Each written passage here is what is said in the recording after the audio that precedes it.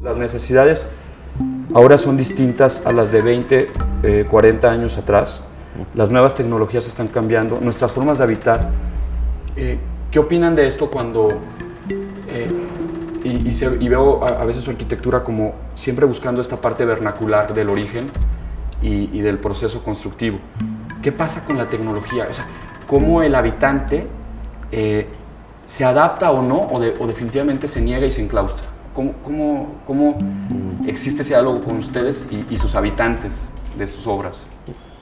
O sea, yo creo que lo que pasa es que nos gusta pensar más que en las cosas que están cambiando todos los días y las cosas, las tecnologías, nos gusta pensar en las cosas que no han cambiado. Que permanecen. Las que permanecen.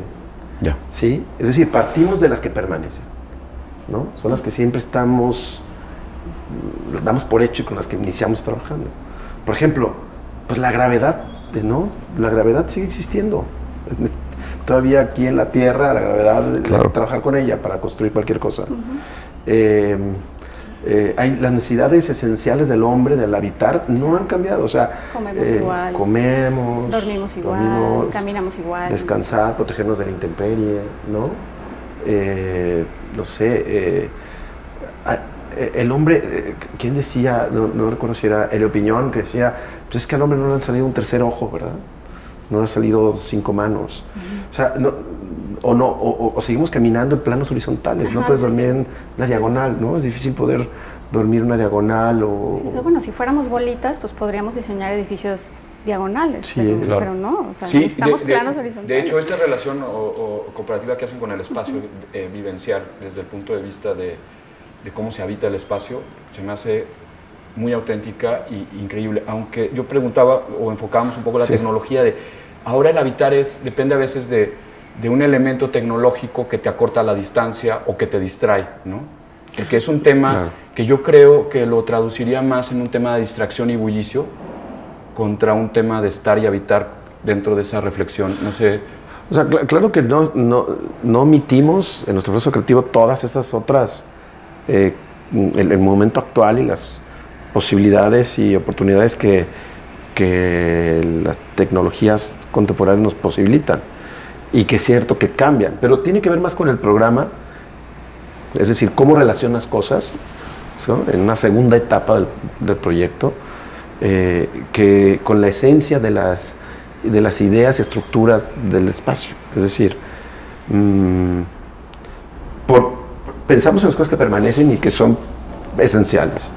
Partiendo de eso, creemos que dependiendo de donde vayamos a hacer un edificio, hay que entender el sitio y por lo tanto saber qué es lo mejor que se hace ahí.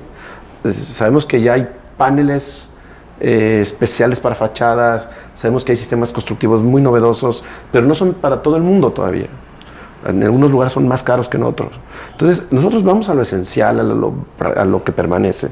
Y después entendemos el programa como una otra oportunidad distinta de vincular cosas. Luego, también la tecnología a lo mejor se entiende con el lujo, ¿no? Y ahí es como una gran pregunta. O sea, ¿cómo entendemos el lujo? ¿En dónde está el lujo en la arquitectura? O sea, está en esa como cortina automatizada, no sé si a eso es a lo que te refieres, ¿no? A las tecnologías ligadas al habitar. Sí. Está en esta regadera alemana que casi sientes que te está lloviendo, está una nube dentro de la regadera contigo. O sea, ¿ese es el lujo real? Ahorita que tocas el lujo, me hizo remitir otra frase que dice Peter Smithson, de Peter y Alison Smithson, ¿no? Que dice, el lujo reside en ser consciente de lo esencial. Claro. Creo que es como muy... Eso para nosotros fundamental, sí, ¿no? Eso es tarea nuestra, ¿no? Como de la parte de arquitectura, como que, a ver, no te gastes ese dinero, no sé qué pasa si mejor en lugar de hacer una regadera así, no sé, si te bañas en un espacio mucho más interesante, más grande de lo normal, ¿qué pasaría, no? ¿Cambiaría tu experiencia? No, una regadera normal. Pero es el espacio, es la manera en cómo se configura, cómo se relaciona con otros espacios, eso, ¿no? ¿Por qué no está el lujo ahí? Y entonces, pues, yo creo que hay gente todavía sensible que alcanza, pero creo que en imaginario del colectivo de la mayoría, el lujo está en eso que acabas de plantear tú, en la tecnología y en otro tipo de sistemas que posibilitan otras cosas, pero a veces es ridículo. Claro. Y yo creo que más que imitar la arquitectura vernácula, lo que nos hemos dado cuenta con la arquitectura popular, más que solo la vernácula, entendida como cabañas, la vernácula, y lo popular es todo lo que se hace con la lógica y la esencia del sitio, con lo que los recursos están al alcance de la mano. Eso para nosotros es más importante, o aprendemos más de eso, como lógica de pensar cómo hacer cosas en un lugar específico, que el hecho de intentar imitar un muro de piedra o intentar imitar una palapa, ¿no? Es decir, bueno, si ahí se hacen palapas, hagamos una palapa, ¿verdad? Es esa lógica de... Como dar continuidad a lo que es lógico. Sí, a lo que tiene ahí años. ¿Ustedes consideran que el ver otros edificios, otras obras y leer otros proyectos funciona para ayudarnos a ser arquitectos? Sin duda.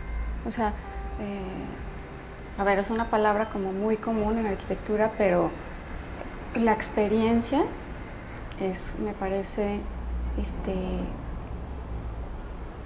el objetivo real de la arquitectura, ¿no? O sea, es un escenario para que se posibiliten actividades bueno, eso creo que lo dice Juhani Pallasmaa, ¿no? O sea, todos los recuerdos que tenemos, cuando tú piensas en algo, o sea, estás recordando lo que viviste hace 2 horas, ¿sí? Está enmarcado en un lugar.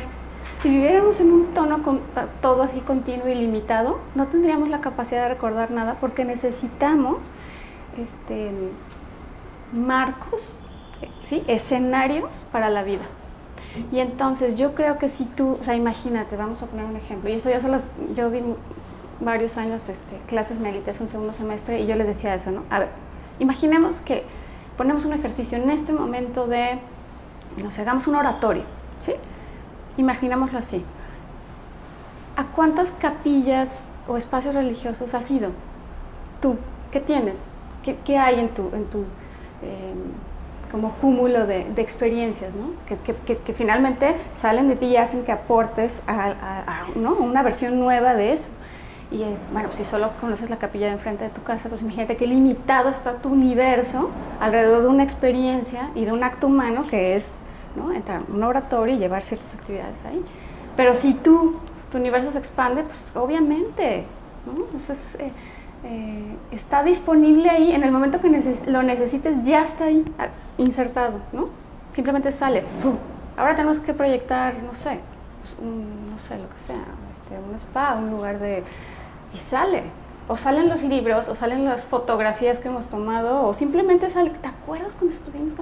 ¿Cómo entrábamos? Claro, pues es que eso me parece fundamental, y yo creo que todos los buenos arquitectos de la historia están más que documentados sus viajes, ¿no? Eso es importante. ¿Hay alguna obra emblemática que admiren o que la tomen o de repente usen esa referencia o la citen cuando dan clases, por ejemplo? Bueno, más bien hay un lugar que para mí, no sé para ti, pero para mí ha sido como muy revelador, ha sido increíble encontrarme con este sitio. Además es más difícil, digamos, poder hacer una referencia precisa de este lugar, porque en realidad es un jardín, y es el sitio Burle Marx en Río de Janeiro. Todo, que estuvimos juntos, ¿tú te acuerdas? Aunque nos alcanzaste ahí porque hasta un poco tarde, me acuerdo. Sí. Me acuerdo que estar ahí contigo y platicar de lo impresionante de todo este paisaje de hectáreas domesticados. Todo estaba controlado, todo estaba modificado, aunque toda la naturaleza a la vez era arquitectura, porque alguien había transformado ese sitio, ese continuo paisaje de naturaleza en ahora un lugar, ¿no? Y yo siempre que me preguntan cuál es mi edificio, digamos, predilecto de todos estos viajes que hemos hecho y organizado y desde que era estudiante, recuerdo que con mucha fuerza Porque cuando tú vas a una ruina prehispánica, por ejemplo, que también me ha sucedido con las ruinas, y que siempre tiene una relación intensa con el lugar, con el paisaje, también se ha modificado, pero es una cosa como lejana, como en cierto punto hasta es un poco melancólica, ¿no? Y eso es emocionante. Pero en el sitio Boulevard es una cosa contemporánea, ¿no? Digo, sí. Es muy contemporánea a mí, es algo que se hizo hace poco tiempo. Y la sensación de estar ahí sin necesariamente un techo me pareció fantástica. Y se construyó de ceros. Al final, Robert Burle Marx iba y traía las plantas del Amazonas y poco a poco sí, fue creando una experiencia. Más que, o sea, sí hay un espacio como tal, porque te rodea o te limita, pero creo que es mucho más la experiencia que genera que el espacio en sí. ¿Sí me explico? O sea, es que tiene que ver con un tema más. No, pero sí es un taller experimental de experiencias. O sea, que a mí lo recuerdo siempre con mucho gusto. Sí, excelente. Yo digo que sí es arquitectura, en el sentido de que no solo porque sea proyecto de paisaje, sino que está lleno de espacios diseñados, controlados.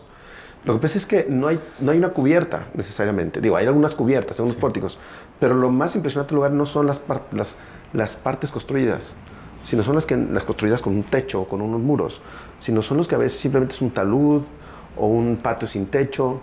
Entonces ha sido para mí una gran lección de paisaje, de naturaleza, de arquitectura, sin necesariamente tener un contenedor, una caja. La edificación se ve poco y es un lugar como ustedes dicen, lleno de experiencias. Pues sí, también la frase de la arquitectura empieza donde termina la función, ¿no? Pero creo que en cierta medida es verdad, ¿no? O sea, como ya una vez que cumpliste el programa, ok, ya lo tengo controlado, y ahora, ¿qué más? ¿No? Sí. Y ahí es donde creo que están a veces los espacios más ricos y emblemáticos de una obra de arquitectura, ¿no? Los que nadie encargó, claro. Donde había toda la libertad de actuar. Entonces, por eso yo creo que esto es tan impresionante, porque como no había cliente, pues era como una ocurrencia creativa, ¿no? Continua. Y es así como impactante. Es un poco como el Gilitla también. Sí, que no sirve de nada. El parque de Edward James. O sea, no sirve de nada, no esperas que sirva a nada, no, pero esa experiencia del lugar, yo creo que sirve más que edificios, plantas, secciones, alzados que puedes meterte a revisar en la biblioteca o ir a visitar algunos otros edificios que son extraordinarios, siempre hay lecciones. Estaba leyendo ahorita que decías de los arquitectos, había quien decía que hay arquitectos antieficientes y ponía como ejemplo a Sisa, Bacchini, y ponías de otro lado en otra tabla pragmáticos y eficientes, Kohlhaas, Gehry, o gente que leía a través de los datos y la estadística una solución, pero para llegar a un lugar a otro, funcionalmente tú debes de tardar 2 minutos, y un arquitecto antieficiente te hace tardar 5, porque creo que le da el input de la experiencia, y entonces ahí es donde se distingue, y ahí es donde, porque hay espacios que te hacen ser más lento en el andar que otros, que podría ser una pausa, que es algo totalmente inconsciente, ¿no? ¿Por qué en unos lugares caminas más rápido que en otros? Creo que tiene mucho que ver con la creación de las experiencias en el espacio. Pero... Sin duda. Casa Barragán, ¿no? ¿Cuánto desperdicio de espacio, si lo quieres plantear así, ¿no? Con esa lógica, hay para hacer un montonal de transiciones de un espacio a otro? O sea, y de metros cúbicos de muro, cuadrados, ¿no? Desperdiciados, ¿no? De muro que no son nada. Eso, sí. ¿No? Que en teoría no sirven para nada, en la teoría funcionalista. Hay otra cosa, Rafa, que yo siempre digo a los alumnos, y es un poco abonando a lo primero que decía Maggie respecto a cargarte de experiencia en la visita de espacios y luego tratar de hacerte los tuyos. Y es una frase que dice Picasso, que me parece también genial, que dice: los buenos artistas copian, los extraordinarios roban. Y a mí se me quedó muy grabada cuando leí esto, porque es cierto, nosotros construimos el mundo no de la nada, Construimos nuestro propio mundo, los artistas, los arquitectos, desde las cosas que hemos visto. Es innegable. O sea, es, quien diga que no, la verdad está mintiendo. Pero ¿cómo te robas esto? ¿Cómo te lo apropias? Creo que es la clave. Es decir, ¿cómo la miras? ¿Cómo la metes en ti? Sí, copiar suena a superficie, ¿no? Y robar suena a más profundidad.